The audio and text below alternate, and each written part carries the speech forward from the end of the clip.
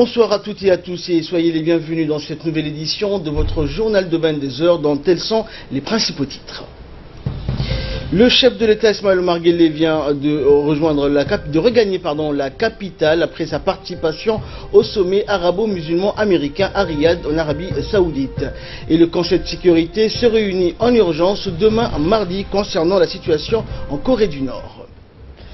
Voilà pour le sommaire. Bonsoir à toutes et à tous. Le président de la République, Ismaël Omar Guelleh, a regagné la capitale en début d'après-midi après avoir participé au sommet arabo-musulman américain à l'invitation du roi Salman Ben Abdelaziz Al Saoud en présence du président américain Donald Trump. Le chef de l'État a été accueilli à son arrivée par le Premier ministre Abdelrahman El-Kamel Mohamed, le président de l'Assemblée nationale Mohamed Ali Hamad, les membres du gouvernement et par les autorités civiles et militaires du pays. Ce sommet qui était dédié à la réaffirmation du caractère privilégié des relations d'amitié et de coopération entre les pays arabo-musulmans et les États-Unis d'Amérique a vu la participation de plusieurs chefs d'État et de gouvernement dont le président de la République, Ismaël Omar Guelleh. A noter que le président Guelleh a prononcé un important discours lors de ce sommet dans lequel il a demandé à ses homologues chefs d'État et de gouvernement présents de se montrer soudés pour affronter ensemble les fléaux que sont l'extrémisme et les groupes terroristes. Et le président de la République, Ismaël Omar Guelleh, a donc participé hier à Riyad au sommet réunissant les dirigeants des pays musulmans arabes et des États-Unis d'Amérique. Une cinquantaine de chefs d'État, de dirigeants du monde arabe et musulman ont pris part à cette rencontre avec le président américain Donald Trump qui a réservé à l'Arabie Saoudite son premier déplacement officiel à l'étranger depuis son investiture à la Maison-Blanche le 20 janvier dernier. Et durant ce sommet, le président américain a retracé aux dirigeants arabes et du monde musulman sa politique concernant la lutte contre le terrorisme et les pays qui le soutiennent et l'exacerbent, dont notamment l'Iran. Le président Trump a prononcé un discours précisant l'engagement de l'Amérique envers ses partenaires musulmans et sur la nécessité d'affronter des idéologies radicales. En marge de ce sommet, un centre dont l'objectif est de combattre le radicalisme et promouvoir la modération a été inauguré.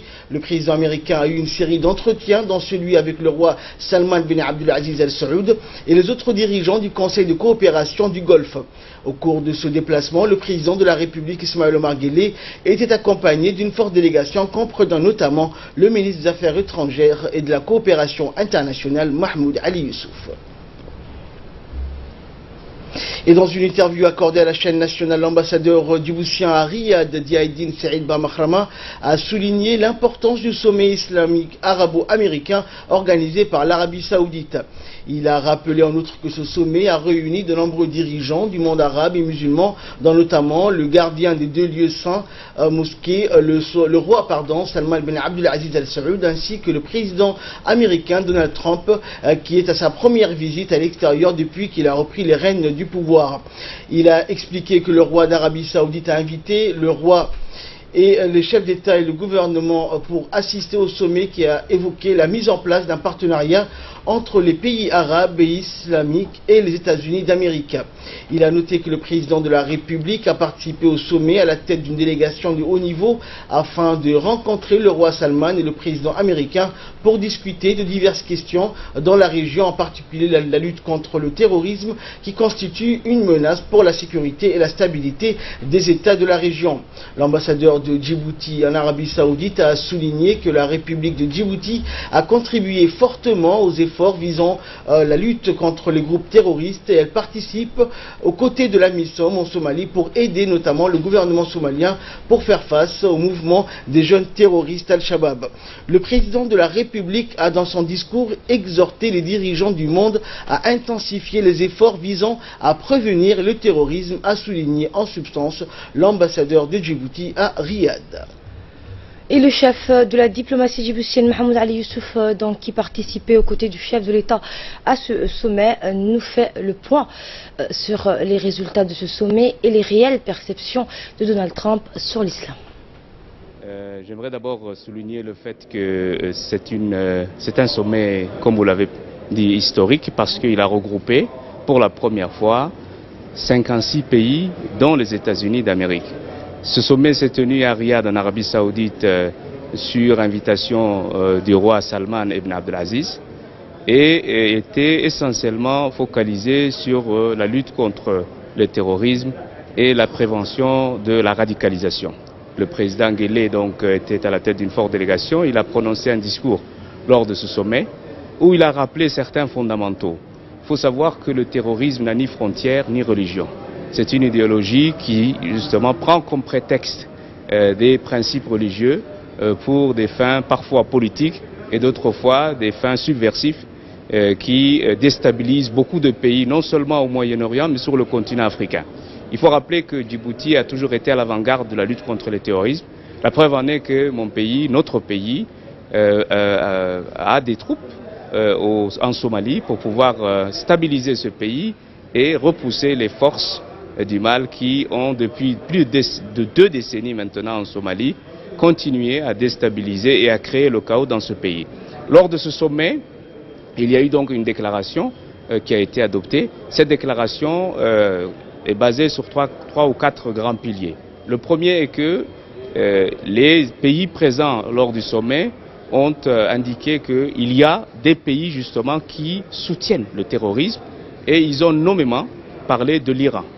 Il fallait également, ces pays-là ont insisté sur le fait que même les pays qui sont victimes de ce terrorisme, parfois, sont utilisés par les groupes et les mouvements terroristes comme des sources de financement. Là aussi, une décision ferme a été prise pour justement faire tarir ces sources de financement qui utilisent ces pays qui sont avant tout victimes de ce terrorisme. Le troisième élément important est le lancement d'un centre international de la prévention et de la lutte contre la radicalisation. Riyad abritera ce centre et au cours de l'année 2017 et 2018, les pays vont commencer à adhérer à ce centre. Et enfin, un point très important aussi, c'est que les États réunis lors de ce sommet historique de Riyad ont décidé de mettre en place une force en attente composée de 34 000 soldats qui pourraient justement être déployés sur des terrains d'opération afin de lutter contre des mouvements comme Daesh qui opèrent en Irak et en Syrie.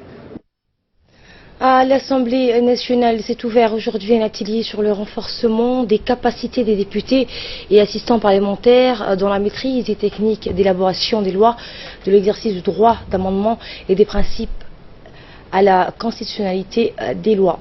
Cet atelier qui doit durer 3 jours a été ouvert par le président de l'Assemblée nationale et animé par un expert, donc un consultant international, Melégué Traoré. Les activités de la première journée ont été marquées par la discussion sur les grands principes de droit et sur les techniques de leur élaboration. L'atelier portera aussi sur les principes de base de la rédaction législative, sur les amendements, ainsi que sur les principes relatifs à la constitutionnalité des lois. Le contrôle de la constitutionnalité de l'ensemble des procédures en annulant ou en paralysant l'application de tout acte qui lui serait contraire donc seront débattus. Dans un discours prononcé à cette occasion, le président de l'Assemblée nationale a réitéré ses remerciements à l'association pour le renforcement des capacités en Afrique et pour son soutien et son appui technique et financier dans le cadre de la politique de renforcement des capacités des parlementaires et du personnel administratif du Parlement. On l'écoute. De près ou de loin, un rapport évident avec la fonction des parlementaires. Le renforcement des capacités au profit des élus de la nation faciliteront la mise en place de propositions de loi utiles à nos concitoyens qui nous ont mandatés. Le but recherché à travers ces activités est que dans l'avenir, les parlementaires devront s'acquitter de leurs devoirs, notamment par la mise en place au moins d'une proposition de loi.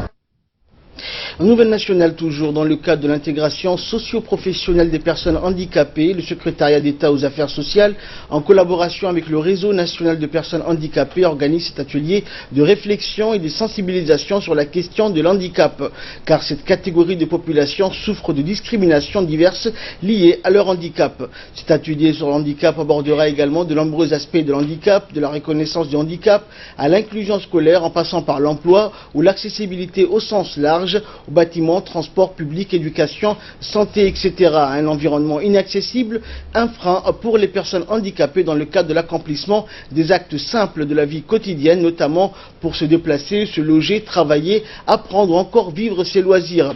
Cet atelier qui a débuté hier va se poursuivre jusqu'à demain, 23 mai, au Palais du Peuple. Le secrétaire général de la CNDH, la Commission nationale des droits de l'homme, Djibril Ousmane, a indiqué dans son intervention que les droits des personnes à besoins spéciaux doivent être respectés autant que les personnes normales de la société, car nous vivons, a-t-il dit, dans une même société et ce sera pour toujours.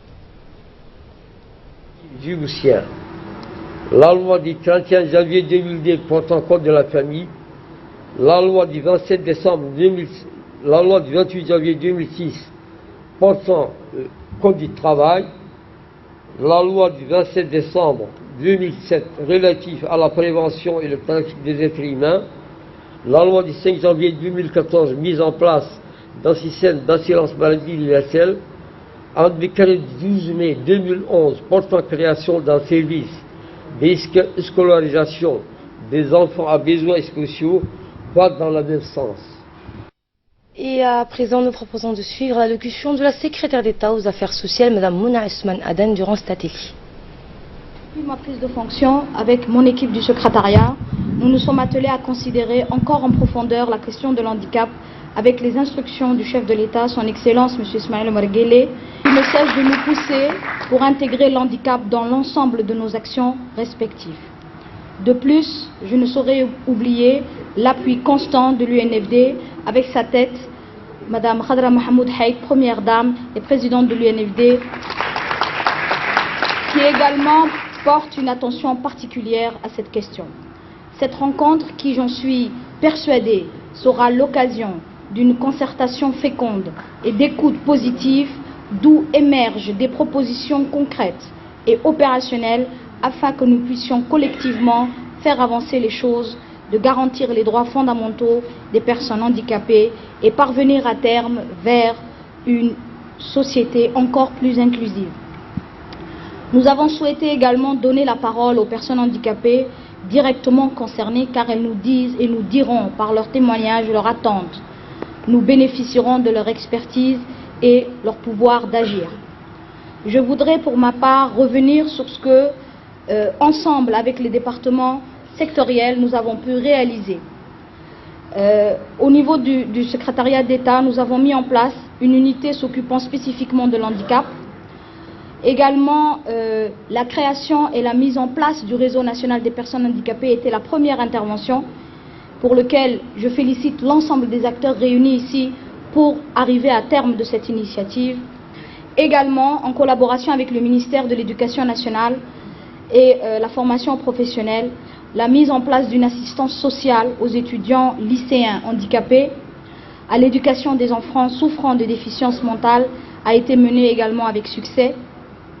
Également, une collaboration étroite avec le ministère de la Femme et de la Famille sur les enfants à besoins spécifiques pour lesquels il est important de penser à leur bien-être, mais également à ceux de leurs familles et parents. Dans le reste de l'actualité, la 7e réunion du comité directeur des inspecteurs généraux d'État de 6 pays africains s'est tenue aujourd'hui à l'hôtel Kempinski. Les inspecteurs généraux de Madagascar, d'Angola, de Côte d'Ivoire, de la Mauritanie, de la République démocratique du Congo et de Djibouti ont participé à ce forum. Au cours de ces travaux, les participants devront examiner le rapport d'activité et les comptes de ce regroupement des inspecteurs généraux de l'année 2016 ainsi que les réalisations accomplies. Pour plus ample explication concernant les objectifs de ce forum des inspecteurs d'État, écoutez donc le directeur du comité élu durant les élections d'Abidjan en 2016. Lors de la réunion qui s'est tenue en 2016, en octobre à Abidjan, pour présider l'Assemblée générale et pour présider le comité directeur du FIGE. Et c'est à cette occasion que nous sommes ici aujourd'hui à Djibouti. Je rappelle que ce comité directeur comprend 6 membres et à ce jour, je voudrais rappeler que le FIGE, le Forum des inspections générales d'État d'Afrique et institutions assimilées, compte 28 institutions et 18 États qui font partie de la structure. Et l'inspecteur général de l'État, Hassan Issa Sultan, a ouvert ce forum en souhaitant la bienvenue à ses collègues. Il a souligné l'importance d'avoir un centre d'excellence en matière de contrôle et de vérification pour une bonne gouvernance. On l'écoute. Au cours de ces réunions, 2 jours de réunion, nous allons étudier le rapport d'activité de l'année 2016 et les états financiers et les rapports des commissaires aux comptes. D'autre part, nous avons parlé de l'évolution de l'Institut des fiches, qui est un organe important qui a été créé par les fiches et qui est basé en Côte d'Ivoire. D'autre part, nous allons avoir l'occasion de réexaminer les plans stratégiques de notre organisation et nous allons adopter un nouveau plan stratégique pour la période 2017-2022. Une cérémonie de prestation de serment d'un avocat et de 3 traducteurs qui représentent le ministère public s'est déroulée ce matin au palais de justice. La cérémonie s'est déroulée en présence de hauts responsables de la cour du ministère de la justice et c'est l'avocat Ahmed Hussein Hassan qui a prêté serment en premier lieu. Il a été suivi de 3 traducteurs qui sont Aziz Mohamed Abdullah, Istahil Farah Haïd et Hussein Ismail Arsan. Et dans le reste de l'actualité, il y a cette cérémonie présidée par le général de division Zakari Cheikh Ibrahim. Une cérémonie donc de clôture de 2 stages militaires au camp Waïs Adjab d'Ouéa en présence du préfet d'Arta, Abdellah Al-Aki, du général Hassan Ali Kamel ainsi que le haut commandement militaire. Arrivé sur les lieux, le général de division Zakari Cheikh Ibrahim a été accueilli par le chef de corps de camp Cheikh Osman, le lieutenant-colonel Dahir Hassan Abadid. Le général Zakaria a ensuite pris les honneurs des troupes, notamment des stagiaires assemblés sur la place du rapport du camp Waïs Adjab, puis ce fut au tour du lieutenant Ahmed Kaissé Dahir, commandant du camp d'Ouéa, de proclamer les résultats de ces 2 stages. Un stage, on le rappelle, qui portait sur le certificat militaire élémentaire et le certificat technique élémentaire organisé pas au profit du personnel du camp Cheikh Osman. A noter que les militaires de la garde républicaine ont également participé à ce stage. Le général de division Zakari Cheikh Ibrahim a procédé ensuite à la remise des galons aux premiers lauréats de 2 stages, allant du galant de caporal-chef à la distinction de première classe.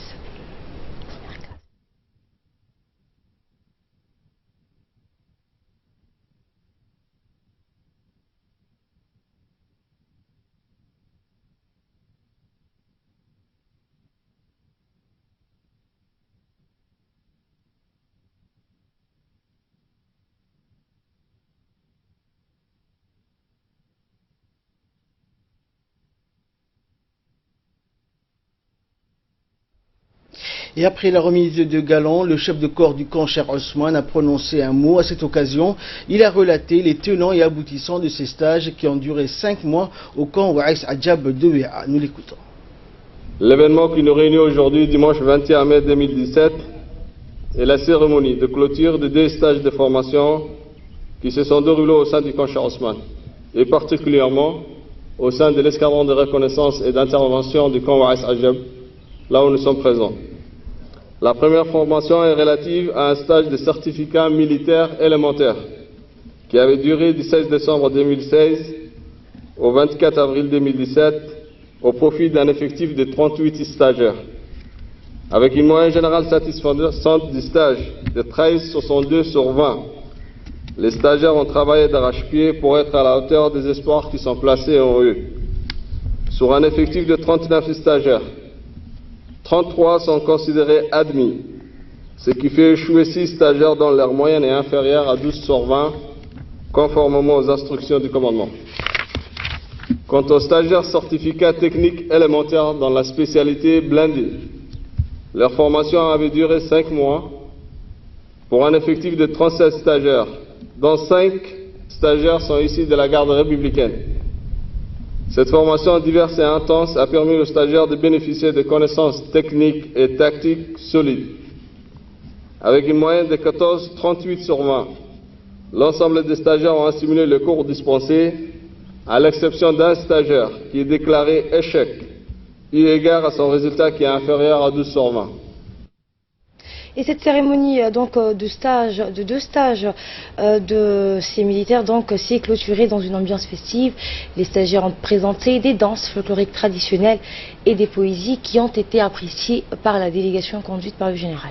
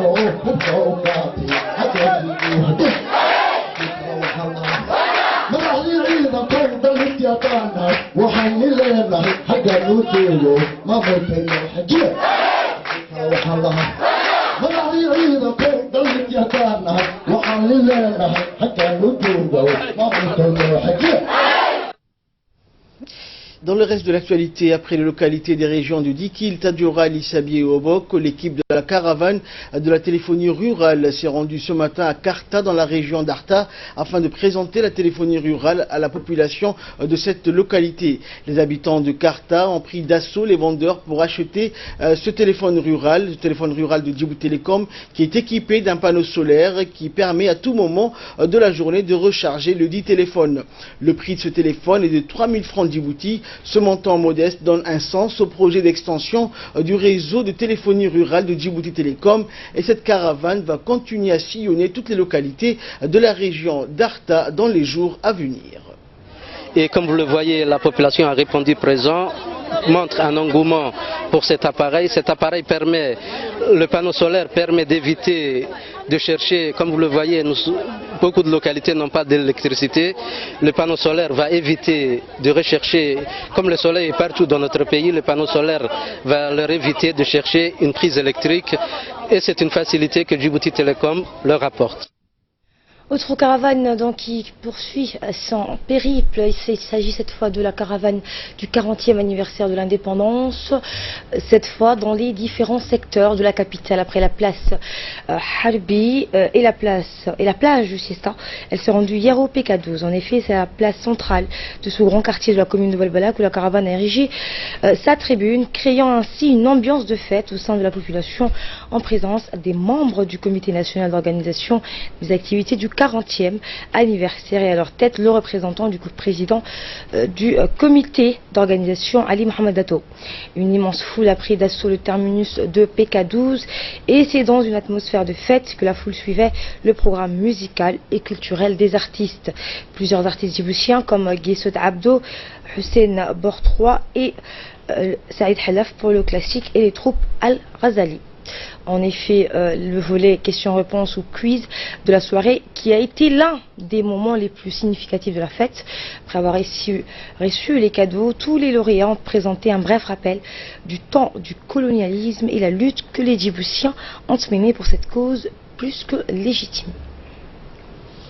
Et prenons la parole, le représentant du président du comité national d'organisation du 40e anniversaire, Ali Mohamed Dato, a souligné l'importance de cet événement. On l'écoute. Comme vous voyez, ce soir, c'était à l'honneur du PK12 d'accueillir la caravane de l'indépendance.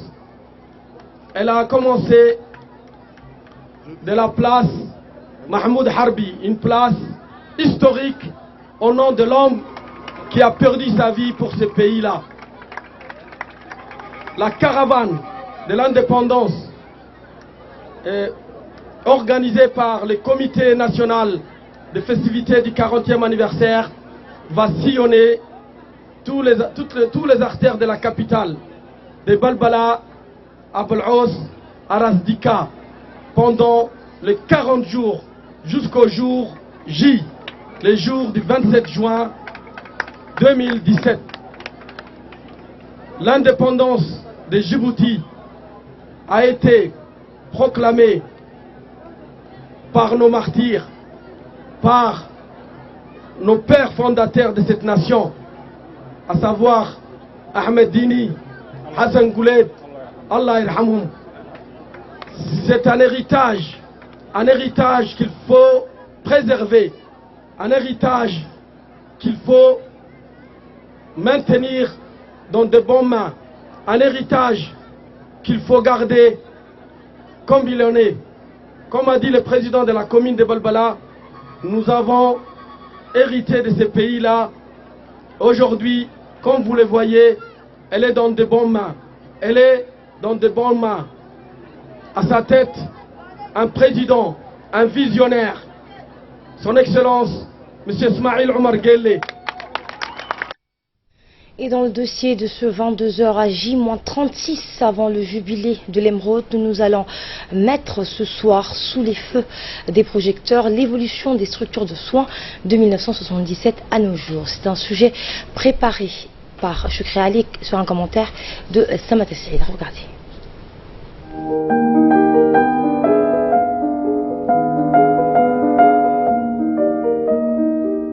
La République de Djibouti, depuis 1977, soit 40 ans d'existence, a énormément évolué dans la structure des soins. Avant l'accession à notre indépendance, Djibouti ne disposait que de l'hôpital Pelletier et de quelques dispensaires disséminés dans la capitale, tels que le dispensaire Farahat ou encore Hajdidi, et j'en passe. Qu'il a grandi en y rajoutant un cabanon pour les aliénés mentaux. Cet établissement sanitaire s'est encore agrandi en 1949 avec la construction d'un pavillon pour les maladies contagieuses portant sa capacité à 350 lits et par la modernisation du laboratoire de microbiologie. L'hôpital porte le nom du médecin-chef dans les années 30 et décédé en 1955. La même année, l'hôpital s'agrandit d'un nouveau bloc opératoire moderne. Et en 1968, la maternité dénommée Martial voit le jour avec une capacité de 35 lits, avec des cabines individuelles confortables et un service ORL ophtalmologue de 30 lits. Et il est en 1989 que c'est la maternité d'Al Hanan qui voit le jour, et ce n'est qu'en 2006 que la maternité d'Al Hanan est transférée à l'actuel hôpital d'Al Hanan, qui constitue un pôle de référence national pour les accouchements et avec une direction autonome. L'hôpital général Pelletier comprend des services cliniques, médecine, chirurgie, pédiatrie, psychiatrie, ORL, ophtalmologie, dermatologie ou acupuncture. Des services médicaux techniques, notamment la radiologie, le laboratoire d'analyse. Les services logistiques comme la bonderie, la cuisine, la gestion des stocks, l'atelier, le magasin, l'entretien et la maintenance.